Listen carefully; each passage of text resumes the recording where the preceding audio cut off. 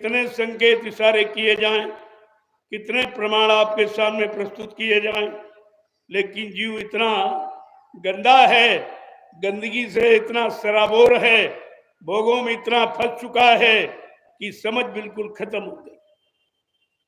अब समझाने पर भी मैं अभी तक चैनल को सब्सक्राइब नहीं किए हैं तो जल्दी से चैनल को सब्सक्राइब कर ले। हमारी वीडियो सबसे पहले देखने के लिए बेल आइकन बटन को प्रेस करें। अबे तो प्रेम प्यार मोहब्बत से आपको समझाया, तब तुम नहीं ठहर पा रहे हो। लेकिन कबीर साहब ने तो यहां तक कहा सुनी माने नहीं, दे धक्के दो चार।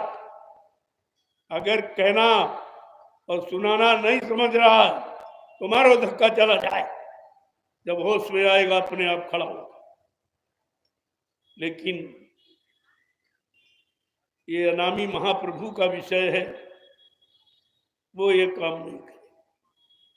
जब इस कलयुग में लोग गुरुओं की बात भूल गए, संतों की बात भूल गए, सदगुरुओं की बात भूल गए, तब परम संत सच्चा ये अनामी महाप्रभु भूमंडल पर आया है और जिसने नाम को स्वतः जगाया, और वो नाम जो कल्याणकारी,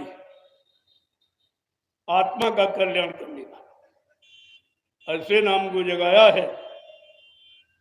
और कहा ये, क्योंकि आपने भी इधर उधर किताबों में देखा होगा कि प्रभु नाम का प्रचार किसी ने नहीं कराया।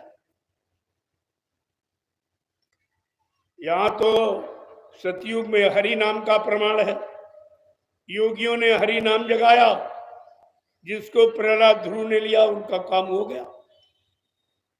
और त्रेता में ऋषि मुनियों ने राम नाम जगाया, जिन्होंने उनकी बात मानी उनका काम हो गया। और द्वापर में कृष्ण नाम जगाया गया, जिन्होंने उनकी बात मानी वो बेचारे बच गए और बाकी सब महाभारत में मारे गए। लेकिन आज तो कलयुग है, कलयुग में ये जय गुरुदेव नाम पहले इसे समझो आप। गोस्वामी महाराज ने उत्तरकांड में इशारा करके लिखा, एक अनीय नामा आज सत्यानंद प्रभु धामा। एक ही वहां अनामी धाम है, वहां एक अनामी महाप्रभु है। जब अनामी महाप्रभु स्वतः मानव चोला धारण करके मृत्युलोक मंडल पर आएंगे और प्रभु नाम को जगाएंगे, सिद्ध करेंगे, प्रभु नाम का प्रचार कराएंगे, प्रभु नाम से जीवात्माओं को जगाएंगे, प्रभु नाम का बेड़ा भवसागर में लगाकर इन जीवात्माओं को प्रभु धाम पहुंचाएंगे। तब प्रेमियों जीवात्माओं का आवागमन समाप्त हो जाए। ऐसे आवागमन समाप्त होता है, ये तो तुम्हें पता ही नहीं कि कहां समाप्त होता, कैसे, ऐसे नहीं होता है। तो ये सब जानकारी आपको लेनी चाहिए, यही तुम्हारे समझ की असली चीज है। इसे समझ लोगे फिर आपको कुछ नहीं समझना, ना कहीं जाना ना कहीं कुछ नहीं। मिल गया तो फिर बैठ के कमाई करो, चुपचाप चुपचाप कमाई करो। नाम की कमाई करने वाला इधर उधर नहीं भटकता, ना इधर उधर भीड़ को टटोलता कि मेरा भी नाम हो जाए, लोग मुझे जान जाए। वो ये काम नहीं करता, ये पहचान। और उसके लिए लिखा है कि मतलब यानी कि वो कुछ नहीं कहेगा, जिनको आदेश होगा वो कहेंगे, बाकी अपनी इच्छा से कोई कुछ नहीं कहेगा।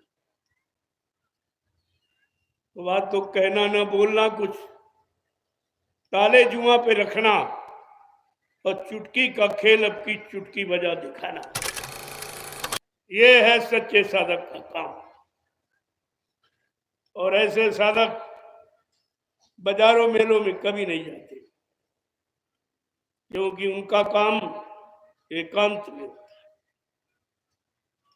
वो एक के अंत में होता है। एक कौन है? गुरु, गुरु सदगुरु के अंत में, बाकी सब का साथ छोड़ देते, उनको पकड़ लेते हैं उनकी बात मानकर उसी पर निर्भर हो जाते हैं और दिन रात नाम की कमाई करके नाम का खजाना तैयार कर लेते। फिर जब मालिक आदेश देता है तब उस नाम के खजाने से जीवों का काम करने लगते। ऐसे नहीं कर सकता और ये सबको आदेश नहीं होता। सब घट भीतर साइया सुनी सेजन कोय और वाह घट धन सरायो जा घट प्रगट हो। सारे घटों में जीवात्मा है, परमात्मा का अंश। लेकिन कहते जिस घाट से मेरा संदेश, मेरा दिव्य अलौकिक संदेश प्रसारित होता है वो घाट मेरा ही होता है, वो घर खास खुदा का है। ये सब जानकारी आपको दी गई ताकि अन्न पर आपको भ्रमित कहीं ना हो जाए, भ्रम ना पैदा हो जाए, भ्रमित ना हो जाओ। ये सब जानकारी आपको दी। इसलिए बाबा जी को अपनी पहचान बतानी पड़ी, क्योंकि कभी ऐसा सृष्टि में आया नहीं था, उसका कोई लेख यहाँ था नहीं अनामी महाप्रभु, तो उनको अपना परिचय खुद देना पड़ा कि मेरे जीव कहीं भ्रमित न हो जाऊं, कहीं लोभी लालची स्वार्थी लोभी सम्मानी अभिमानी गुमानी मेरे जीवों को कहीं भटका न दे। इसलिए उन्होंने अपना परिचय पूरा किया कि मैं कहां से आया हूं और क्यों आया हूं, किस काम के लिए भी आया, ये सब। और ये भी कहा मैं परिवर्तन करने आया हूं, परिवर्तन करके ही जाऊंगा। कोई भी माई का लाल मुझे इस परिवर्तन से रोक नहीं सकता, ना मेरा काम कोई कर सकता, न मुझे अपने काम से कोई रोक सकता। ये सच्चाई आपको पकड़नी चाहिए कि क्यों कहा मालिक ने हमारे लिए, हमारी जीवात्मा के कल्याण के लिए। ऐसा तो किसी ने नहीं कहा, ये हमदर्दी किसी ने नहीं जताई। तो आपको तो ये वचन बहुत ही संभल के पकड़ लेना चाहिए। दूसरा क्या बताया उन्होंने कि मैं कलयुग का इतिहास बनाने आया हूं। देखिए, क्योंकि आपके यहाँ सत्ययुग त्रेता द्वापर के इतिहास बने पड़े और वही आपको सुनाए जाते हैं और काल शक्तियों के, लेकिन कलयुग का इतिहास तो भी नहीं बना। ये इतिहास कौन बनाएगा?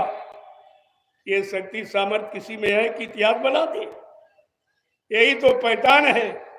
इस पहचानी की जो पहचान को पकड़ लोगे तो तुम्हारे सामने कोई नहीं टिक सकता। उन्होंने कहा मैं कलयुग का इतिहास बनाने आया हूं, ऐसा इतिहास बनाऊंगा भूते न भविष्यते। सतयुग त्रेता द्वापर के लोग अपने अपने इतिहास को पढ़ना भूल जाएंगे, अपने अपने युग के इतिहास को पढ़ना भूल जाएंगे।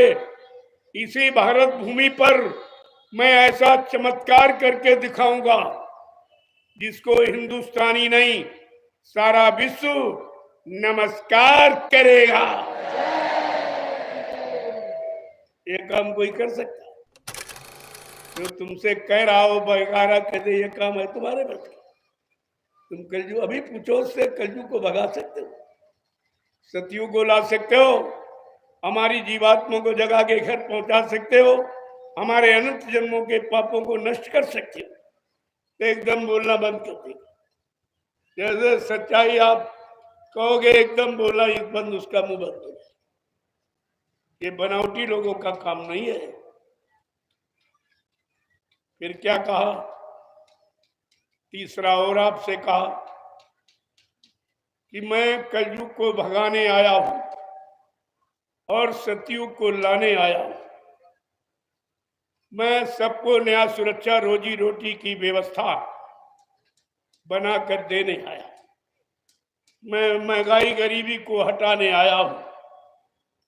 मैं टैक्सों की भरमार को रोकने आया हूं।